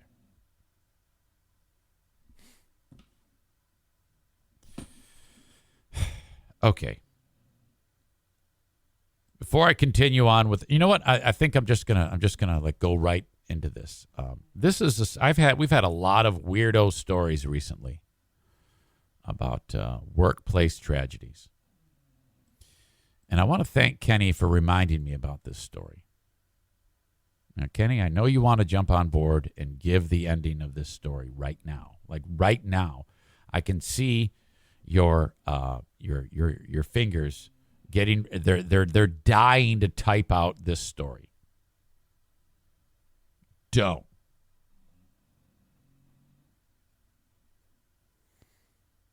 He says, you know I don't do that on purpose. Yeah, I know that, but sometimes you can't control yourself. And again, that makes it worse. If you can't control yourself and you admit that it is not being done on purpose, that means you have serial killer tendencies. That means you cannot control yourself. So I'm just getting out in front of it. I know you know what's coming on this story.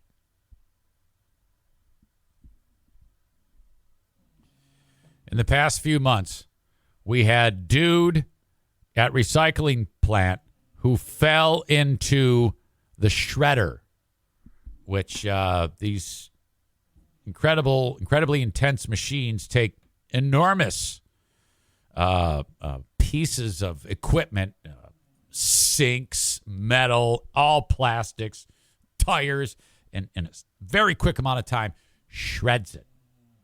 We had the guy fell into the shredder, and then they're looking for him. Where'd he go? And for extended time, they can't find him. Eventually, a cadaver dog comes in. The cadaver dog cannot find any remains. The shredder shreds the material. It falls onto a conveyor and then pushes it up the line. And then there's made into compact, dense cubes. A thing grabs it, and then it's transported to places that then incinerate the material and they reuse the material. The guy fell in, became part of a blood, bone, and guts porridge, along with whatever was also being ground up. No one noticed it. And then he was made into a cube and then shipped out to the world to be, and no one saw him again.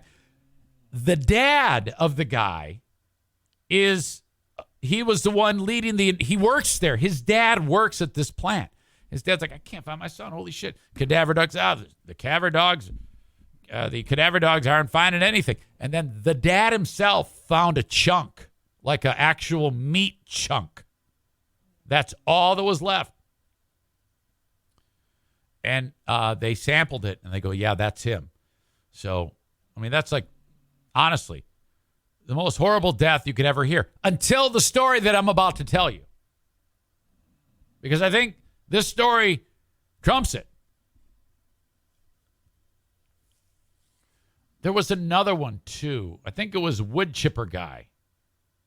Recently, we had wood chipper guy, too.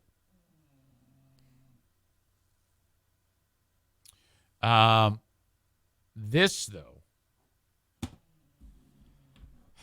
I have the story, and then I have a scene from a film that will give you an idea of what actually happened.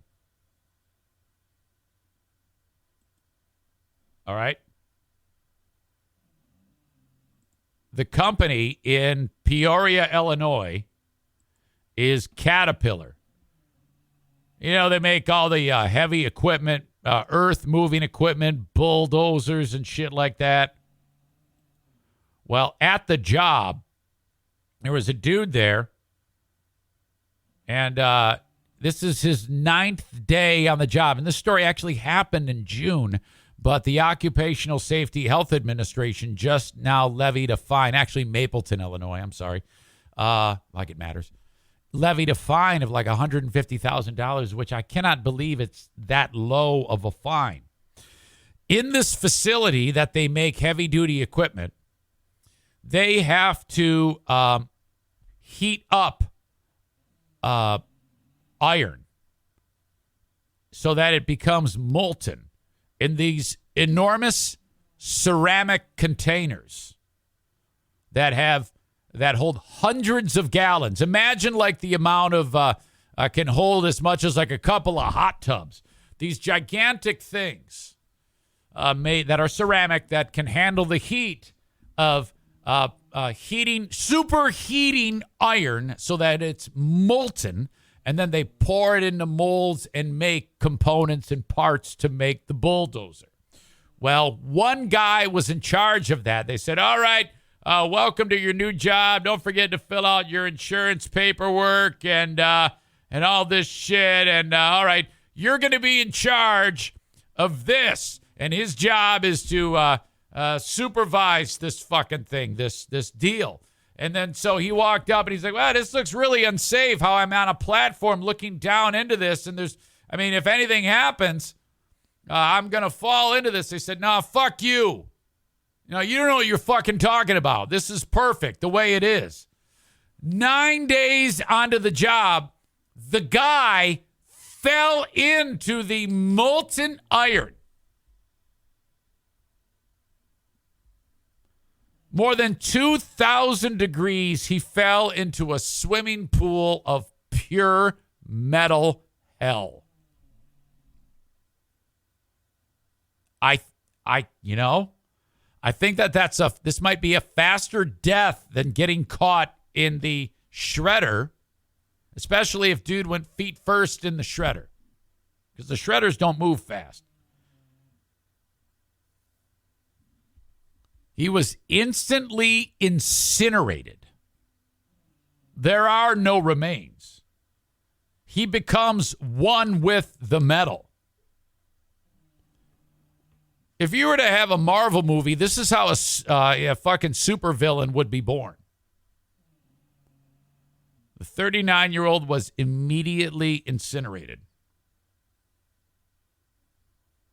OSHA investigators at the foundry, they sent investigators to the foundry on June 2nd after the incident. They found that the facility was lacking legally required. You know what kept him, you know what didn't save his life? A guardrail. Because there were none. They put all this shit together. Here we are, 2022, and they haven't yet come up with a system called guardrail. What?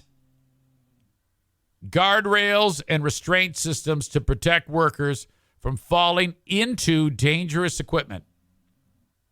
The release also said the company routinely exposed employees to unprotected fall hazards as they worked within 4 feet of deep ceramic containers of superheated molten iron.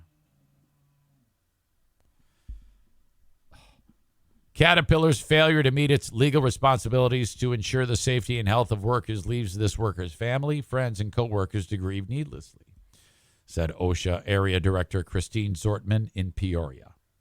We implore employers to review the agency's specific regulations to protect workers from falls into equipment in industrial settings. Oh, my God. Can you imagine the lawsuit? I mean, because you could, in theory, obviously for his passing and the the lost earning potential for the family and all that shit. That has to be taken care of. This is a multi-billion-dollar company, for God's sake. But just the fact that, I feel like I should be able to sue because I'm picturing this happening. This is affecting my mental health. There could be a class action lawsuit against Caterpillar by everyone who's read this story. Hell, you all could sue because I'm reading it to you. You could sue me. Excuse me. Hollywood has shown what happens when this takes place. Can any of you guess the film that I'm going to play a clip from right now? There it is. Kenny has nailed it. T2. It was an incredible scene. Oh, my God. Robert Patrick.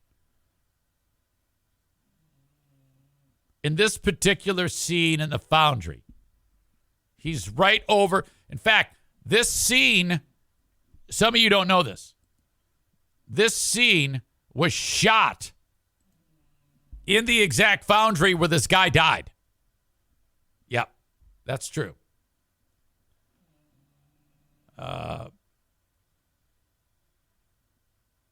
The character Robert Patrick is playing is impersonating Sarah Connor, calling out for John. John! Little John shows up. I got to help my mom. Oh, it's T2. But Sarah shows up with the shotgun. All right, let's relive this magic. This is a fantastic film, by the way. Audio check, video check. Mom, help me. Help me. Help me. Get out of the way, John. That's the real Sarah Connor. Shoot! Oh, yes. Oh, now it's on. Boom. Look at her arms. She's such a babe.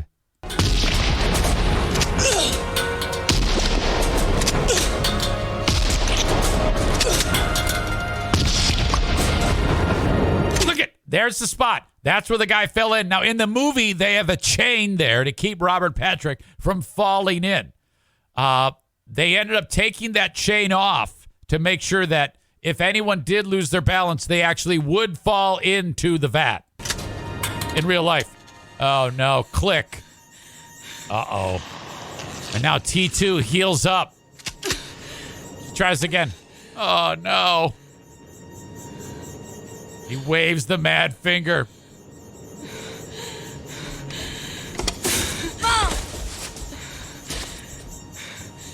Here comes the bad guy. Uh-oh. The Terminator. Now, in this clip, he looks like the guy who went through the shredder. He's got a grenade launcher. Kablamo. Uh-oh. Now, that thing really, really messes up T2 bad. Look at. He is fucked up.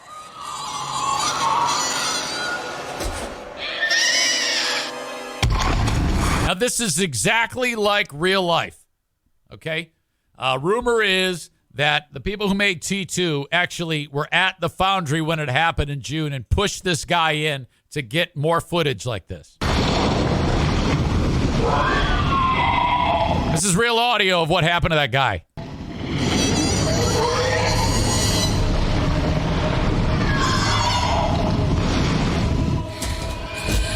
This might be the worst thing I've ever done in my life on a podcast or the radio.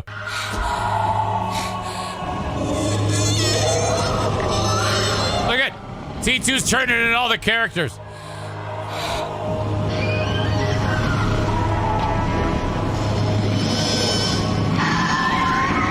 Wow. When when we saw this movie when we were younger, this was like such an amazing, amazing moment, you know? Thank you, Ryan, for subscribing. I appreciate you. Aluminum Phelps, you idiot. If you look at the comments of this clip, someone writes, I remember watching this film when it was first shown at a movie theater in my city. It was a Friday night, and the movie was sold out in its debut. You wouldn't believe how loud the crowd became when Sarah said, "Get out of the way, John," and started cheering and clapping louder and louder every time Sarah shot him. But when the gun made the click, the audience went, "Oh!" And a lot of people were confused and angry. The crowd became dead quiet when T-1000 began regenerating and shaking his finger. And then when Terminator showed up out of nowhere, the crowd erupted with cheers, yelling and clapping. Out of all the movies I've been to this very day, I've never seen an audience erupt like that. Yeah, that was great. Josh writes, isn't it amazing what we thought were good special effects in 1991? I think those look great. Even for this day, I think that stands the test of time. Well, anyway, lost in all of this is a guy who fell into molten iron. That actually happened. So if you fall into a vat of molten iron, all right, and now the molten iron is there and there's dude in it. And I don't know, do they just go, okay, this is terrible. We're going to get to the bottom of this. We're going to be completely compliant and transparent with the whole process. But do they like drain the metal out, or do they? Is there a chance that you could be in a Caterpillar bulldozer with remnants of man DNA woven into the metal? Okay, because that seems like it's a plot for like a Stephen King novel, not unlike the film Maximum Overdrive. Okay. Where the bulldozer is possessed, you know. I mean, maybe. I mean, that's it. I already did the heavy. He can steal that if he wants. I would just like something mentioned in the acknowledgement. Haunted dozer, of course. Boy, this is a really, really insanely horrible story that I appear to not even be feeling the least bit bad about. Despite it being one of the most horrible deaths that has ever... I mean, there are people who've stepped on landmines and gotten blown up into a billion pieces in heaven who are thinking that their death was nothing compared to this guy. My God. Wow. Jesus. That is hideous. Hey, folks, I do cameos, cameo.com/Eric Zane, and it's been far too long since I've done one. Reach out to me on Cameo, cameo.com/Eric Zane, or download the Cameo app and check me out, and I would love to do a cameo for you. Did I do an ad for Irvine's? Yeah, I think I did, because I was talking about how attractive they are. Anyway, still go to them. 616-532-6600. I think Megan is actually working her magic in the chat with someone who's having some front end issues. Frank Fuss wants to help you navigate healthcare.gov. Right now, open enrollment is going on. If there's several categories of people that don't have health insurance. A lot of people are like, well, my insurance doesn't offer it. I guess I just go without. No, that's not what you do. In fact, you have to be insured, or else you get fined at the end of the tax year. And the government set that up to kind of like get you to implore you and urge you to sign up for a health care plan through healthcare.gov. Now you're like, well, yeah, but I can't afford it. Yes, you can. The government pays for most of that monthly premium, similar to like when you had insurance through your employer. You pay for some of it, but most of it is paid for by the employer, or in this case, the federal government. There's an earning threshold. If you stay below that, you do not have to pay that premium back. If you do pass the threshold, you do. So pay attention to that. Listen to Frank take his advice on how to navigate all that. It's beyond my pay grade. But that's what I do, and it works great. I love it. 616-914-4070 for My Policy Shop Insurance. Frank Fuss will help you. Mention my name. So if you are working for an employer who does not offer insurance, or perhaps you are a business owner and you aren't able to get insurance from an employer because you're the boss, get yourself insurance. Or if you just recently lost your job, okay? Let's say you work for a company that is like, wow, you are a real fucking evil son of a bitch that everyone hates you because of your personal life is ridiculously horrible. And in a hypothetical situation, you treat all women like shit and beat them. In this hypothetical, purely fictitious scenario. And then, the company cuts ties with you, but they allow you to say that you resigned. Good for you in this fictitious scenario that's not based on fact or any person's alive or dead. You will need insurance. Call Frank, but don't mention my name if you're that guy. 616-914-4070. Frank will help you out every step of the way, and all of his services, as always, are free. He's the expert on healthcare.gov and the expert on Social Security and Medicare. The Kent County Health Department reminds you that when it comes to immunizations for your little ones, you can get those for little or no cost. Measles, mumps, rubella, whooping cough, pertussis, meningitis, the cervical cancer vaccine. All very, very important and can help you and your children be safe from all of these terribly infectious, deadly things. Or if you're traveling abroad, you may need a vaccination of some sort if you're traveling to a faraway place. Reach out to the Kent County Health Department. They will help you. Also, the WIC program is there for you to keep food on the table. Reach out at accesskent.com/health. There's a phone number right there. A very nice person will pick it up and help you every step of the way. And batting last in the order today, Blue Frost IT. So you have a company, you own a business, small, medium-sized business, and the tech sucks. The computers are old. The printer is a disaster. Your modem is a piece of shit. The keyboards are garbage. The mouse doesn't work. The monitors are small and old. All your employees are urging you to upgrade. What you do is sit down for a 30-minute complimentary consultation with Alan from Blue Frost IT. He'll ask you a series of questions. You answer them. The questions are about your business and what you do. He's formulating what type of tech you will need to have your operation running smoothly and up to current 2022, almost 2023 standards of technology. It's that simple. You do that, he helps you with your purchase because you are getting the upgrade, and then helps you, he makes recommendations about what to purchase so that you're not making those recommendations based on your limited knowledge base. You're using him to tell you what's up. Then he's going to help you make that purchase and set it all up for you. And then when that's all said and done, he's going to invite you to subscribe for him to be the managed IT service provider for your business. I've been through this every step of the way. Of course, I'm only a one-person operation, but I still needed to talk to him about what I'm doing and how I need to get this show up and running because I had like a piece of shit laptop when I started this thing. That's not going to work. He became a sponsor. I utilize his services. To this day, he is my managed IT service provider. Makes me very happy, and he will help you too. Last but not least, I forgot there's one more.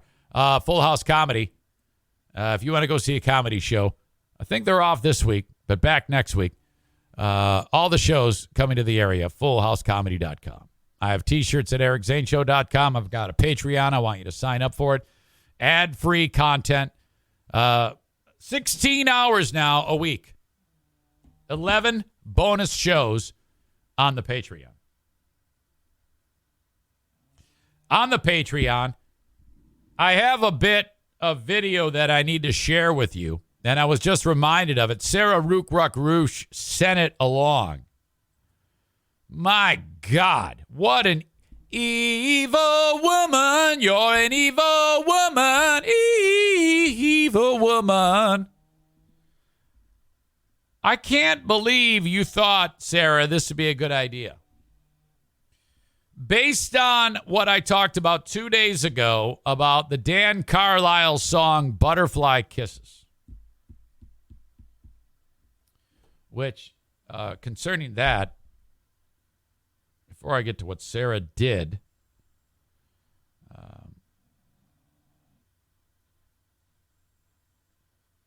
concerning Butterfly Kisses, on Reddit, Styx Swim Champ, I wish I knew you all by your first names. He writes, "You sadistic fuck. Tearing up at work listening to you do a full autopsy on butterfly kisses." Then he says, the fucking, what is that word? The fucking Necronomicon of fathers with daughters. I'm not even sure what Necronomicon is. I had to look it up, but since I did look it up, I've forgotten what that even means. That is a very funny, smart reference that I don't understand. And this comes up because 2 days ago, Dan Carlisle, the creator of Butterfly Kisses, was the asshole of the day. God damn, that song. So Sarah writes, "Here's the song you need to listen to before you walk Jackie down the aisle." And then she adds, "With the health issues of my daddy," yes, my daddy, she calls her dad daddy, "is going through, this song has me bawling. Best wishes for Diana and your family this weekend. Everything will be amazing, I'm sure. Love you, Sarah." Now, I believe she loves me, and I love her. And you also know that, I mean, why would you go out of your way, masked as a, hey, this is something good, to make me cry? What the fuck? Why? I mean, it's bad enough with butterfly kisses. Why? I don't want to cry. I want to. No, that's fucked up. She says, Sarah writes, "That's." Hey, is that Jackie? Dang it. You were trying to scare me, weren't you? I saw you. Dang it. Pause in the action.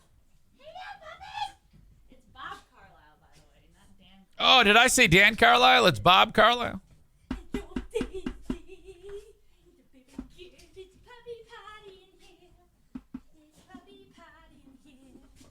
Okay, I gotta go. Bob Carlisle. Sarah writes, that's so not my voice, you asshole.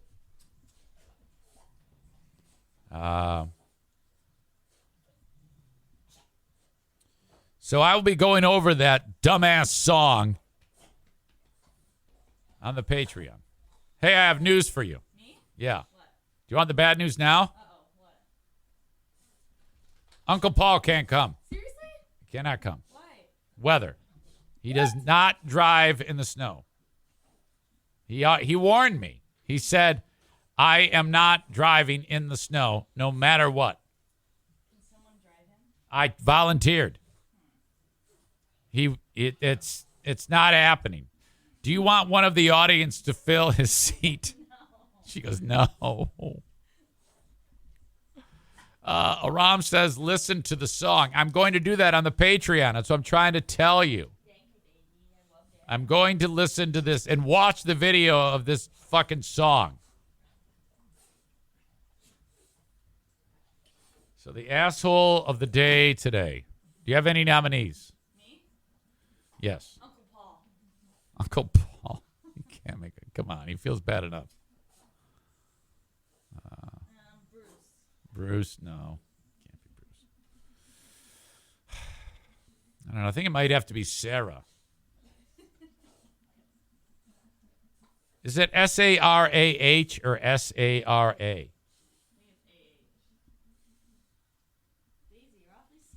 This is a preemptive asshole of the day. I haven't even heard or listened to the song.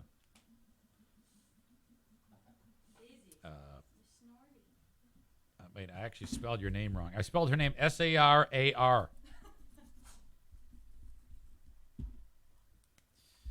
The asshole of the day is brought to you by TC Paintball. If Tim Kuipers, if you're listening to the show, Tim Kuipers, can you make me a new asshole of the day sign? This one is worn out. Right on the asshole, right below in the chode there. Could it have TC Paintball on it too? The asshole of the day is Sarah. In a preemptive way. Okay, I will be doing a rare Thursday edition of Smarter Than a Former Drug Dealer Trivia in a little while. Till next time, folks, thank you so much, and goodbye.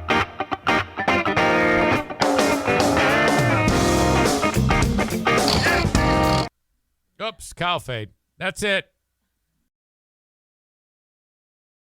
Black Friday deals. The gifts are unreal. Shop JCPenney for thousands of deals so low, no coupons needed. This weekend, save up to 50% on kitchen electrics from brands like Keurig and Cuisinart. Say yes, please, to diamonds and gemstones, now $19.99 each. And bundle up the fam in coats, starting at $14.99. We got your holiday. Black Friday deals. Shop, JCPenney. Offers valid on select items 11/18 through 11/20. Excluded from coupons. Exclusions apply. See store or jcp.com for details. Wendy's new French toast sticks are so delicious, some are saying that they're better than their mom's breakfast. Excuse me. Did you just say Wendy's new French toast sticks are better than my breakfast? Mom, is that you? Answer the question. I said some people are saying that because they're so crispy on the outside and fluffy on the inside and perfect in every way. Uh-huh. And what do you think? I think it's time to tell people to choose wisely. Choose Wendy's new sweet and crispy home-style French toast sticks. That's still not an answer. At participating U.S. Wendy's during breakfast hours.